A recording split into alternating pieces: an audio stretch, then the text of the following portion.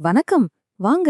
இன்னைக்கு கொஞ்சம் ஆழமான, அதே சமயம் ரொம்பவே முக்கியமான ஒரு விஷயத்தை பத்தி பேசலாம். திருமணம், பணம், ஒழுக்கம்.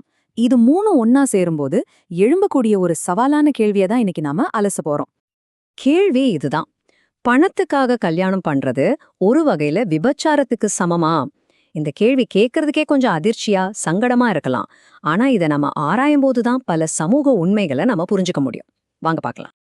சரி, இப்போ நம்ம யாரையும் சரி தவறுன்னு ஜட்ஜ் பண்ண போறதில்ல. இத ஒரு சின்னதா ஒரு மாரல் கன்சிஸ்டன்சி டெஸ்ட் மாதிரி எடுத்துக்குவோம். அதாவது எந்த விதமான விருப்பும் இல்லாம நம்மளோட நம்பிக்கைகள் எந்த அளவுக்கு உறுதியா இருக்குன்னு ஒரு சோதனை செஞ்சு பார்க்கலாமா? முதல்ல வாங்க அந்த காலத்துல ராஜாக்கள் பெரிய பெரிய பணக்காரங்க எல்லாம் கல்யாணத்தை எப்படி ஒரு பவர்ஃபுல் டூலா யூஸ் பண்ணாங்கன்னு பாப்போம். பல 100 வருஷமா ராஜ குடும்பத்து கல்யாணங்கள்ல காதலுக்கெல்லாம் பெரிய இடமே கிடையாதுங்க. அங்க முக்கியம் என்னன்னா அதிகாரம், சொத்து, அரசியல் நிலைத்தன்மை, பிசினஸ் விரிவாக்கம்.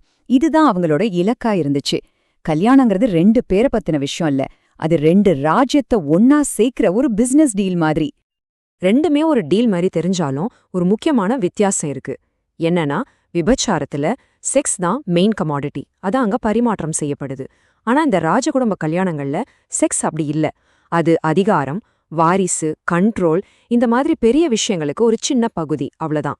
அதனால ரெண்டையும் ஒன்னா வச்சு பாக்குறது சரியா வராது. சரி, இப்போ இந்த டிஸ்கஷனை அப்படியே திருப்பி வேறொரு பக்கம் போலாம். இங்க கல்யாணங்கிறது அதிகாரத்துக்காக இல்ல, ஜஸ்ட் உயிர் வாழ்றதுக்காக நடக்குது. சாய்ஸ் என்னது ஒரு ஆடம்பரமா இருக்கும்போது என்ன ஆகும்? இது ரொம்ப பவர்ஃபுல்லான ஒரு ஸ்டேட்மெண்ட் இல்லையா? அதாவது ஏழையா இருக்கிறவங்க மேல இந்த சிஸ்டம் எவ்வளவு ப்ரெஷர் போடுதுன்னு இது காட்டுது. யோசிச்சு பாருங்க.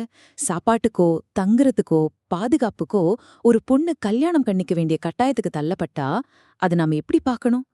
வேற வழியே இல்லாம ஒருத்தர் ஒரு முடிவு எடுக்கும்போது அவங்கள பார்த்து லேபிள் பண்றது ரொம்ப ஈஸி. ஆனா அது நியாயமா? கண்டிப்பா இல்ல. ஏன்னா அவங்களுக்கு உண்மையிலே வேற சாய்ஸே இல்ல.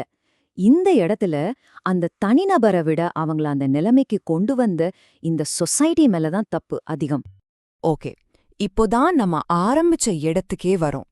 நம்மளோட முதல் கேள்வி இப்போதான் ரொம்ப ஷார்ப்பா, ரொம்ப முக்கியமானதா மாறுது. எந்த இடத்துல இந்த லாஜிக் ரொம்ப ஹார்டா ஹிட் பண்ணுதுன்னு பார்க்கலாமா? இங்கதான் உண்மையான ஹிப்போக்ரசி, அதாவது பாசாங்கத்தனம் வெளியே வருது. இப்படின்னா ஒருத்தங்களுக்கு எல்லா சுதந்திரமும் இருக்கு, வாழறதுக்கு எந்த பிரச்சனையும் இல்ல. அப்படி இருக்கும்போது அவங்க கல்யாணத்தை ஒரு பியோர் பிசினஸ் டீலா மட்டும் பார்த்துட்டு, ஆனா வெளியில இது காதல் திருமணம், புனிதமான பந்தம்னு சொல்லி நடிக்கும்போது அதுதான் இங்க பிரச்சனை. இது ஏதோ தியரி மட்டும் இல்லைங்க, நம்ம கண்ணு முன்னாடியே நடந்துட்டு இருக்கு. பணக்காரங்க வயசானாலும் இளமைய வாங்குறது, ஸ்டேட்டஸ்க்காக குடும்பங்கள் பிசினஸ் டீல் மாதிரி கல்யாணம் பண்றது, இது எல்லாமே இதுக்கு உதாரணம்லாம். குறிப்பா நம்ம ஊர்ல இருக்கிற வரதட்சணை சிஸ்டம், அது அந்த இடத்துல எப்படி பாக்குறது? சரி, இப்போ கிளைமேக்ஸ்க்கு வருவோம். ஏன் நம்ம சொசைட்டி இந்த மாதிரி நுணுக்கமா யோசிக்கிறது விரும்புறதில்ல? அதை புரிஞ்சுக்க ட்ரை பண்ணலாம். பொதுவா நம்ம சமூகம் எப்படி யோசிக்கும்? ரொம்ப சிம்பிளா, கல்யாணம்னா நல்லது, விபச்சாரம்னா கெட்டது, அவ்வளோதான். இந்த மாதிரி பிளாக் அண்ட் ஒயிட்ல பார்க்கும்போது அந்த உறவுக்கு பின்னாடி இருக்கிற உண்மையான நோக்கம் என்ன, அங்க பவர் பேலன்ஸ் எப்படி இருக்கு, உண்மையிலேயே சம்மதம் இருக்கா, இந்த மாதிரி முக்கியமான விஷயங்கள் எல்லாத்தையும் நம்ம கண்டுக்காம விட்டுடுறோம். இதுதான் பிரச்சனையே. அப்போ நாம யூஸ் பண்ற லேபிளை விட அதுக்கு பின்னாடி இருக்கிற காரணம் தான் ரொம்ப முக்கியம். ஒரு ரிலேஷன்ஷிப், அதுக்கு நீங்க கல்யாணம்னு பேர் வச்சாலும் சரி, வேற என்ன பேர் வச்சாலும் சரி, அது பணத்துக்காகவோ இல்ல வேற ஏதோ ஒரு பொருளாதார நிர்பந்தத்தாலையும் உருவாச்சுன்னா அதோட மாரல் வேல்யூ, அதோட தார்மீக மதிப்பு குறைஞ்சிடுது. இதுதான் இங்க கோர் இஷ்யூ. சிம்பிளா சொல்லணும்னா மனுஷங்க எப்பவுமே அதிகாரத்துக்கும் உயிர் வாழ்றதுக்கும் தான் ரியாக்ட் பண்றாங்க. கல்யாணங்கிறது வரலாறு முழுக்க ஒரு எக்கனாமிக் இன்ஸ்டிடியூஷனா தான் பயன்படுத்தப்பட்டிருக்கு. அதனால தனிப்பட்ட மனுஷங்களை லேபிள் பண்றது ரொம்ப சிம்பிளான விஷயம். ஆனா உண்மையான மாரல் பிரச்சனை என்னன்னா, ஒரு பிசினஸ் டீல் மாதிரி நடக்கிற கல்யாணத்தை இது ரொம்ப புனிதமானதுன்னு சொல்லி நடிக்கிறது தான். இப்போ இது இன்னும் நிறைய கேள்விகளை எழுப்புது இல்லையா?